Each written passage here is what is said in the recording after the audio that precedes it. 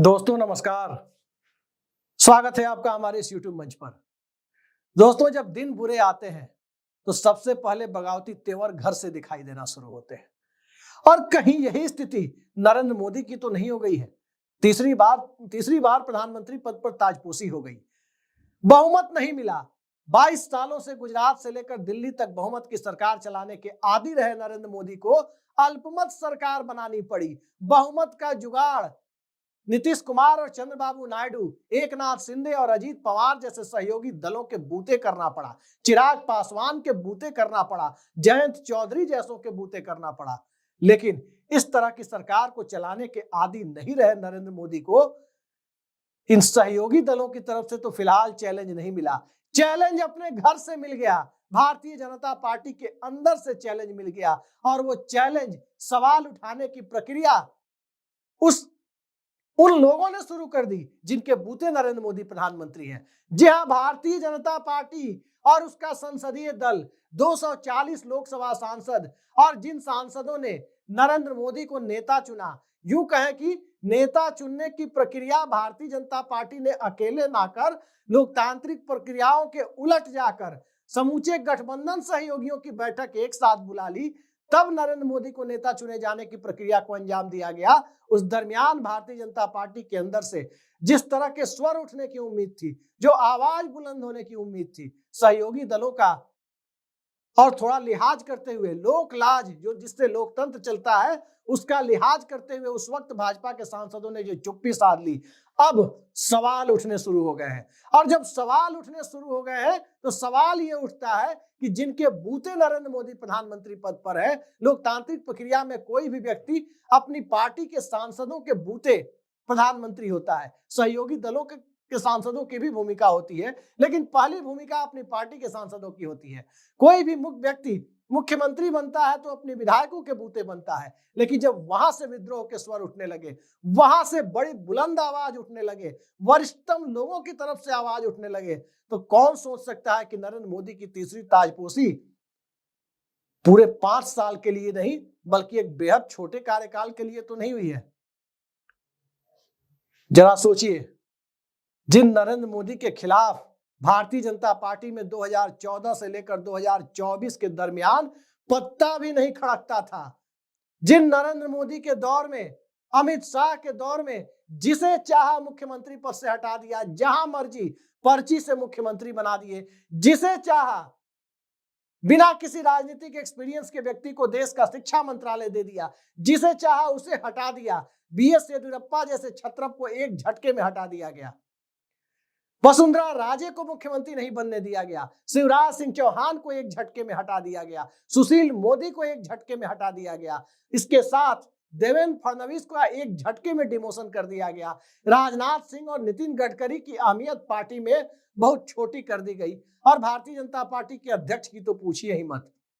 Bharatiya Janata party के अध्यक्ष के, राष्ट्रीय अध्यक्ष के पद को इतना छोटा बनाकर पेश किया गया, जहां नेतृत्व के प्रशस्ति गान में, सत्ता की आरती उतारने में भाजपा के राष्ट्रीय अध्यक्ष जब कार्यकर्ताओं के नेता न रहकर, पार्टी के सुप्रीमो न रहकर एक आरती उतारने वाली भीड़ में तब्दील हो जाए, संसद में मुंह बनाकर अलग अलग तरह की आवाजें निकालते हुए दिखाई देने लगे, तो आप सोच सकते हैं कि उस भारतीय जनता पार्टी में नरेंद्र मोदी के प्रधानमंत्री रहते हुए बगावत का स्वर यदि उठ रहा है तो यह सत्ता कितने दिनों तक सुरक्षित है, इसका भली भांति अंदाजा आप लगा सकते हैं। आवाज उठाई है 7 बार के सांसद ने। जी हां, भाजपा के और इस देश की लोकसभा के वरिष्ठतम सांसदों में से एक सांसद ने, वो नेता जो कभी भी संसद का चुनाव अपनी जिंदगी में नहीं हारा, लगातार एक बार संसद का चुनाव लड़ा, उसके बाद पीछे मुड़कर नहीं देखा और लगातार 7वीं बार जीत करके आया, उस नेता ने आवाज उठाई है। दलित नेता ने आवाज उठाई है और कई सारे गंभीर सवाल खड़े किए हैं। देखिए, राजनीति के लिए, सियासत के लिए, लोकतंत्र के लिए एक बेहद शुभ संकेत है कि किसी ने तो हिम्मत जुटाई। लोकतंत्र हिम्मत जुटाने के लिए नहीं होता है, लोकतंत्र इस तरह की प्रक्रियाओं का आदी होता है। यही लोकतंत्र की खूबसूरती है कि असहमति की आवाज को सार्वजनिक तौर पर व्यक्त किया जाए। हर दौर में, हर पार्टी में ऐसा रहा है, लेकिन भारतीय जनता पार्टी में यह रवायत खत्म हो गई थी। उस भाजपा में यह रवायत खत्म हो गई थी जिस भाजपा में पूरे देश ने देखा था कि उमा भारती ने किस तरह से लाल कृष्ण आडवाणी और तमाम वरिष्ठ नेताओं के सामने एक झटके में सबकी आलोचना करते हुए, बिल्कुल तीखी जुबान के साथ आलोचना करते हुए सीधे पार्टी की बैठक छोड़कर एक झटके में निकल गई थी। पूरे देश ने वो सब सीन कैमरे पर देखा था। उस भारतीय जनता पार्टी के अंदर से चू शब्द निकालने की किसी हिम्मत नहीं की। लेकिन अब उस भाजपा में 7 बार का सांसद बोल रहा है, तमाम बड़े सवाल खड़े कर रहा है। जिस दौर में सांसद अपना भाषण छोड़कर जयकारा लगाने लगते हैं संसद में, एक बार नरेंद्र मोदी का आगमन जब लोकसभा में होता है तो ऐसा लगता है जैसे किसी मंदिर की आरती हो रही है। मोदी मोदी मोदी नारे लगने शुरू हो जाते हैं। मनोज तिवारी जैसे सांसद तो अपना भाषण बीच में रोककर नारा लगाने लगते हैं। ताली थाली बजाने वाली रवायत के दौर में यदि किसी ने आवाज बुलंद की है और उस दौर में, उस परिस्थिति में आवाज बुलंद की है जहां एक एक सांसद की कीमत है, तो आप अंदाजा लगा सकते हैं कि नरेंद्र मोदी की मुसीबत कितनी बड़ी है। सांसद का नाम है रमेश जिगजिनागी। रमेश जिगजिनागी 7 बार के सांसद हैं। 1998, 1999, 2004, 2009, 2014, 2019 और 2024। नरेंद्र मोदी की पिछली सरकार, पहली सरकार में वो मंत्री भी थे। उसके पहले कर्नाटक की सरकारों में भी मंत्री रहे हैं। सबसे पहले चिकोडी लोकसभा सीट से वो 3 बार जीते, 4 बार बीजापुर सुरक्षित सीट से जीत कर आ रहे हैं। और उस सांसद को बोलने पर मजबूर होना पड़ा, कई गंभीर सवाल उठाने पड़े जो भाजपा की कार्यशैली पर एक बेहद संगीन सवालिया निशान खड़ा करता है। जिस भारतीय जनता पार्टी को समरसता का नारा देती है, समता की बात तो छोड़ दीजिए, वो तो कभी करती नहीं है, समरसता की बात करने वाली भारतीय जनता पार्टी, क्या इस समरसता में, क्या बीजेपी के अंदर 7 बार से चुनाव लगातार जीतने वाला, एक भी चुनाव नहीं हारने वाला और 7 बार लोकसभा में पहुंचने वाला क्या कोई दूसरा सांसद भारतीय जनता पार्टी में है? जिस वक्त नरेंद्र मोदी मुख्यमंत्री भी नहीं थे, उस वक्त रमेश जिगजिनागी सांसद हुआ करते थे। जिस वक्त नरेंद्र मोदी कभी कोई चुनाव नहीं लड़े थे, उस वक्त वो कर्नाटक में मंत्री से लेकर सांसद तक बन चुके थे। उन रमेश जिगजिनागी को बोलना पड़ा है। सवाल उन्होंने उठाया कि क्या ये पार्टी सिर्फ और सिर्फ अपर कास्ट की, सवर्णों की पार्टी है?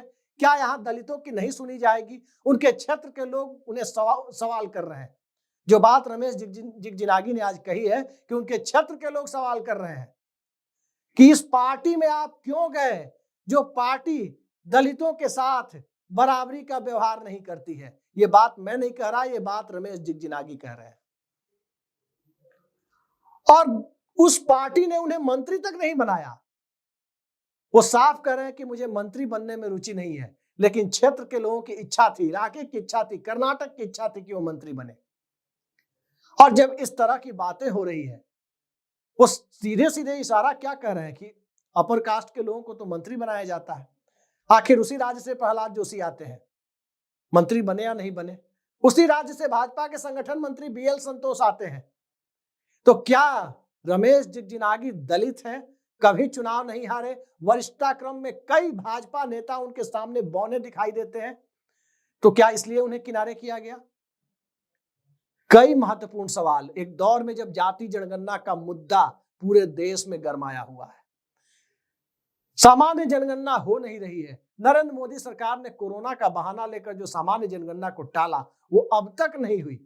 तो जब सामान्य जनगणना नहीं हो रही है, तो फिर उस परिस्थिति में जाति जनगणना के मुद्दे को लेकर जब पूरा देश गर्म है, राहुल गांधी इस मुद्दे को लेकर आगे बढ़ चुके हैं, कांग्रेस पार्टी और इंडिया अलायंस इस मुद्दे को लेकर आगे बढ़ चुका है, कर्नाटक में भारतीय जनता पार्टी सत्ता गंवा चुकी है, तो इन सब के आगे जाकर एक दलित सांसद का अपनी दलित आइडेंटिटी को सामने रखते हुए जो महत्वपूर्ण सवाल है उसका उठाया जाना, ताली थाली बजाने के दौर में, सीबीआई, ईडी, सीडी से डरने वाले दौर में यदि कोई नेता आगे बढ़कर सवाल उठाता है, तो ऐसा नहीं है कि यह क्रम पहला है और ये क्रम यहीं रुक जाएगा, ये अंतिम है। एक सांसद ने आवाज उठाई, उसके बाद कोई नहीं उठाएगा, इसे नहीं माना जा सकता। सवाल उठाने की प्रक्रिया दरअसल अभी शुरू हुई है। अभी आगे आगे देखते जाइए कि किस रूप में सवाल उठते हैं। अभी रमेश जिगजिनागी ने उठाया, कल को कोई बंगाल से उठाएगा, परसों कोई हरियाणा से उठाएगा, उसके बाद कोई यूपी से उठाएगा, कोई महाराष्ट्र से उठाएगा। भारतीय जनता पार्टी जिस ढंग से चल रही है, क्या ऐसे कहीं पार्टी चलते या चलाते हुए आपने देखा है? लोकतंत्र में गवर्नर यानी राज्यपाल के पद को लाट साहब कहा जाता है। लाट साहबों के पद को संविधान में काफी ऊंचा माना गया है। जिस संविधान ने उन्हें काफी ऊंचा दर्जा दिया है, एक पूर्व राज्यपाल को उत्तर प्रदेश में चुनाव लड़ाकर विधायक बनाया जाना और फिर उसे एक मुख्यमंत्री के अधीन सरकार में मंत्री बनाया जाना, क्या इसी तरह से लोकतंत्र चलता है? ये काम भारतीय जनता पार्टी की नरेंद्र मोदी सरकार के दौर में आज की भाजपा ने, जहां पार्टी भी नरेंद्र मोदी के इशारे पर चलती है, संगठन भी मोदी शाह के इशारे पर चलता है, राज्यों की भाजपा की शासित राज्यों की सरकारें भी उनके इशारे पर चलती है, उस दौर में किसी ने तो जहमत उठाई सवाल उठाने की। एक को देख करके कई जगह से सवाल उठेंगे। किसने सोचा था कि वसुंधरा राजे को एक झटके में मुख्यमंत्री नहीं बनने दिया जाएगा और वो चुप्पी साध जाएंगी? किसने सोचा था इस भारतीय जनता पार्टी में कि नितिन गडकरी को एक झटके में संसदीय बोर्ड से, पार्टी की सर्वोच्च नीति निर्धारक संस्था केंद्रीय संसदीय बोर्ड, उससे बाहर कर दिया जाएगा? और किसने सोचा था कि 5 साल और 80 घंटे 2 कार्यकाल में मुख्यमंत्री रह चुके देवेंद्र फडणवीस को उप मुख्यमंत्री बना दिया जाएगा? किसने सोचा था कि इसी भारतीय जनता पार्टी में शिवराज सिंह चौहान को किनारे लगा दिया जाएगा और राजनाथ सिंह पार्टी के सर्वोच्च नेता के साथ माला में घुसने से भी घबराने लगेंगे और बाहर आ जाएंगे? लेकिन वो साल दूसरा था, वो दौर दूसरा था, ये साल दूसरा है, ये दौर दूसरा है। रमेश जिगजिनागी आवाज उठा रहे हैं और रमेश जिगजिनागी, ध्यान रखिए, भारतीय जनता पार्टी की चरण वंदना संस्कृति का हिस्सा शुरू से नहीं रहे हैं। वो जनता दल में थे, जहां जनता दल अपने अनुशासन को तोड़ने के लिए कई बार टूटा। अनुशासन नाम की चीज जनता दल में हुआ नहीं करती थी। लोकतंत्र इतने खुले रूप में जनता दल में था, जहां एक पार्टी का चल पाना मुश्किल था, वहां वो रामकृष्ण हेगड़े के साथ मंत्री थे, वहां वो एचडी देवेगौड़ा की सरकार में कर्नाटक में मंत्री थे और वहीं से लोक शक्ति और जनता दल के टिकट पर वो सांसद बने 2 बार। उसके बाद रामकृष्ण हेगड़े के देहांत के बाद वो भारतीय जनता पार्टी में आते हैं। रमेश जिगजिनागी दरअसल एक चेहरा है। रमेश जिगजिनागी से आगे भारतीय जनता पार्टी अब कई सारे उठते हुए सवालों को, कई सारे बगावत के धुएं को देखते जाइए। रमेश जिगजिनागी का महत्व सिर्फ इसलिए नहीं है कि वो दलित है, वो 7 बार के सांसद हैं। उनका महत्व इसलिए है कि वो उन 240 लोगों में से एक है जिनके बूते नरेंद्र मोदी प्रधानमंत्री हैं। अगर 240 में 121 लोग खड़े होकर के कह दे, बहुमत भारतीय जनता पार्टी के लोकसभा सदस्यों का एक कह दे कि हमारे नेता नरेंद्र मोदी नहीं है, नरेंद्र मोदी को कुर्सी छोड़नी पड़ जाएगी। अभी तो एक ने सवाल उठाया है कि भारतीय जनता पार्टी में दलितों को क्या बराबरी का हक मिलता है? क्या भारतीय जनता पार्टी में वरिष्ठता को नजरअंदाज किया जा रहा है? और कई सारे महत्वपूर्ण सवाल जो जिगजिनागी ने उठाए हैं। हर राज्य में ऐसे लोगों की एक पूरी पांत मिल जाएगी। आखिर क्या कसूर है रविशंकर प्रसाद का? वरिष्ठता क्रम में वो किससे कम है? लगातार जीत रहे हैं, क्यों मंत्री नहीं बने? क्या कसूर है राधा मोहन सिंह का? क्या कसूर है राजीव प्रताप रूडी का? उन्हें मंत्री नहीं बनाया गया। और क्या कसूर है वसुंधरा राजे का कि उनका एडजस्टमेंट नहीं हुआ? क्या दिक्कत है भारतीय जनता पार्टी के अंदर कि गुजरात में दिल्ली से कथित तौर पर शासन चलाया जा रहा है और दिल्ली में जिस प्रकार से भारतीय जनता पार्टी को बना दिया गया है, 7 लोग जीत कर आ रहे हैं और जो 7 लोग जीत कर आ रहे हैं, क्या वो सवाल उठाने के लायक हैं? लेकिन अब उनमें से भी सवाल उठते हुए दिखाई दे सकते हैं। हिमाचल प्रदेश में शांता कुमार पीढ़ी रिटायर हो गई, उसके बाद प्रेम कुमार धूमल पीढ़ी रिटायर हो गई, उसके बाद देखिए अनुराग ठाकुर, यानी वहां भी भारतीय जनता पार्टी चरण वंदना संस्कृति में है।